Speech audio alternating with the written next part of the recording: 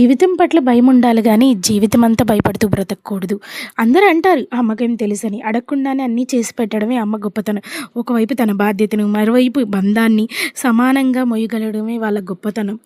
పెళ్ళికి ముందు మనకు అమ్మ చెప్పే ప్రతి విషయాలు, పనులు గానీ చిరాకు తెప్పిస్తాయి. అమ్మ అన్నీ నాకు తెలుసు, అన్నీ చెబుతావు అని అరుస్తూ ఉంటాము. పెళ్లి తర్వాత అమ్మ చెప్పే ప్రతి మాట వినాలనిపిస్తుంది.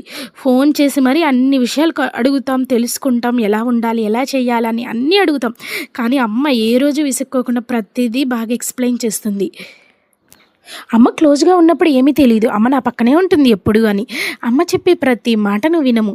దూరంగా ఉన్నప్పుడే అమ్మ ప్రేమ తెలుస్తుంది. ఏదైనా దూరంగా ఉంటేనే మనకు అర్థమవుతుందనుకుంటా. మనందరికీ అమ్మ ప్రేమను, మనసుని ఎప్పుడు కొలవలేము. డైలీ ఒక 10 మినిట్స్ అయినా అమ్మతో ప్రేమగా మాట్లాడండి. అమ్మ తిన్నావా? ఏం చేస్తున్నావు? ఈరోజు నీకు ఎలా గడిచింది? అని ప్రేమగా అడిగామనుకో వాళ్ళకి చాలా సంతోషంగా ఉంటుంది. మనకి అమ్మ మీద ప్రేమ ఉంటుంది. కానీ మాట్లాడడానికి టైం ఉండదు. కాలేజీ అని, లైఫ్ అని, స్కూల్ అని అట్లీస్ట్ ఒక 10 మినిట్స్ మాట్లాడండి. ప్రేమతో చాలా సంతోషపడుతుంది అమ్మ. అది వాళ్ళకి ఒక శక్తిలాగా అనిపిస్తుంది. బంగారం తెచ్చినా, షాప్‌కి తీసుకెళ్ళి చీరలు కొనిపించినా వాళ్ళకి ఆ సంతోషం రాదు. అమ్మకి స్కూల్లో జరిగిన విషయాలు గానీ, కాలేజీ విషయాలు గానీ అన్నీ చెప్పండి, అడగండి. ఇప్పుడైతే మా స్కూల్లో ఇలా జరుగుతుందమ్మా. మీ స్కూల్లో మీ చిన్నప్పుడు ఎలా జరిగింది? మా ఫ్రెండ్స్ ఇలా అన్నారు. నువ్వు చేసిన కర్రీ చాలా బాగుందన్నారు. అమ్మా వంట బాగా చేస్తున్నావు. అమ్మమ్మ దగ్గర నేర్చుకున్నావా? లేతే ఓన్‌గా నేర్చుకున్నావా?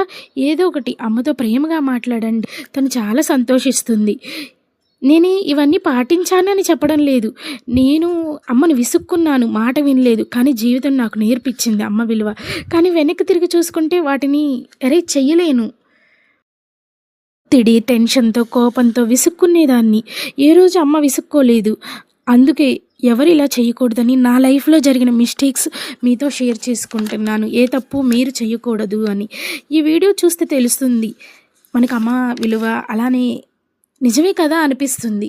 సో, అందరూ మిస్టేక్ చేస్తారని చెప్పట్లేదు. కావాలని మిస్టేక్ చేస్తాము అని కూడా చెప్పట్లేదు. మనకున్న టెన్షన్స్, కాలేజీ, లైఫ్ ప్రాబ్లమ్స్ వల్ల అంటాం. కానీ అట్లీస్ట్ ఒక 10 మినిట్స్ మాట్లాడడానికి చూడండి. చాలా హ్యాపీగా ఫీల్ అవుతారు. నెక్స్ట్ వీడియోలో కలుద్దాం. నచ్చితే సబ్స్క్రైబ్ చేయండి. Bye friends. షేర్ చేయండి ఫ్రెండ్స్.